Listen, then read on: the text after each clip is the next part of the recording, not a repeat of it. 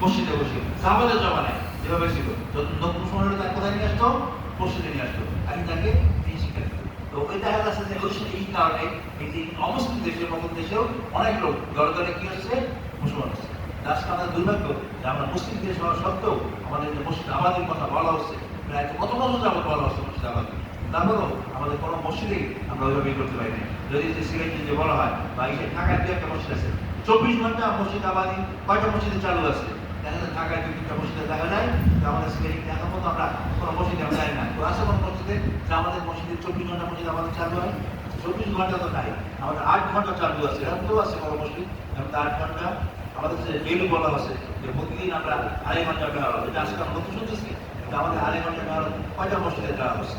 আমরা একসময় যখন ছিলাম শিক্ষা প্রতিষ্ঠানগুলো অন্তর্ভুক্ত ছিল আসল ভাগ্যে কি করবো? আমরা দাওয়াতের মেহনত করবো, রেগুলার, আমরা লেখাপড়া করবো না। এই সময় আসল ভাগ্যের যে সময় তো সূর্যের রশ্মি কি থাকে? বড় থাকে, লাল থাকে। এই সময় লেখাপড়া করলে কি হয়? পড়াশোনার ক্ষতি হয়, কিন্তু আমরা দেখা যাচ্ছে ব্রেনের ক্ষতি হয়। কিন্তু আমরা দেখা যাচ্ছে ওই সময় অন্যদিকে কাজে ব্যস্ত ছি। আগে কিছু মসজিদ করতে হবে, শিক্ষা প্রতিষ্ঠানে কি ছিল? আসল ভাগ্যে দাওয়াতের মেহনত ছিল। কিন্তু এখন আমরা প্রায় দেখা যাচ্ছে কি হয়েছে? কমে যাচ্ছে। এই জন্য আমরা নিয়ত করি যে আসল ভাগ্যে আমরা যারা ছাত্র আছি, ইয়ংস্টার আছি, যে আসল ভাগ্যে আমরা লেখাপড়া করবো না, আমরা কি করবো? দাওয়াতে মেহনত করবো। আর আমরা খালি দাওয়াতে মেহনত বলতে বুঝছি কি?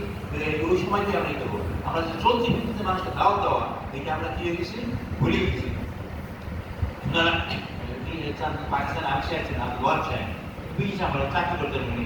ওনাকে আমি সাহেব জিজ্ঞেস করে বলতেছেন যে আচ্ছা তুমি যে বিদেশ মন্ত্রণালয়টা বলতেছেন, তুমি যে অফিসে যাচ্ছ, কি নিয়োগ করে যাচ্ছ? পুরো অফিসে কি নিয়োগ করবো? আমি হালাল কামাই করবো, অফিসে যায় চাকরি করবো, এটা নিয়োগ করো, দাওয়াতের মেহনত করবো। তুমি বলো যে অফিসে যায় কি আমি দাওয়াতের মেহনত করবো? অফিসে তো আমার কাজকর্ম আছে। তুমি নিয়োগ করো, দাওয়াতের মেহনত করবো। অফিসে তো আমাদের অফিসিয়াল কাজকর্ম করা যায়, অফিসিয়াল কাজকর্ম বাদ আমি কিভাবে দাওয়াতে থাকবো? তুমি নিয়োগ করো, তুমি দাওয়াতের মেহনত করতে যাচ্ছ।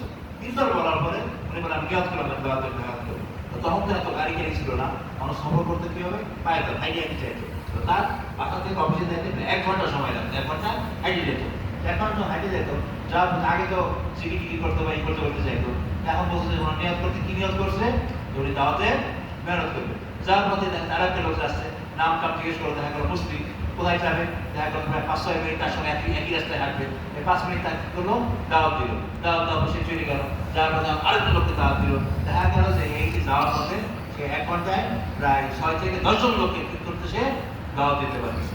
10 জন লোককে যাওয়ার পথে, আসার পথে ওদের 10 জন লোক, 10 জন 20, আর অফিসের মধ্যে আরো 5 জন, তাহলে সারাদিনে কয়জন হয়?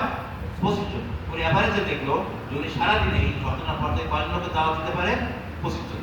এরপর থেকে পাকিস্তানের থেকে আওয়াজ চালু ছিল কি প্রতিদিন 25 জায়গায় 25 বার দাওয়াত দেওয়া।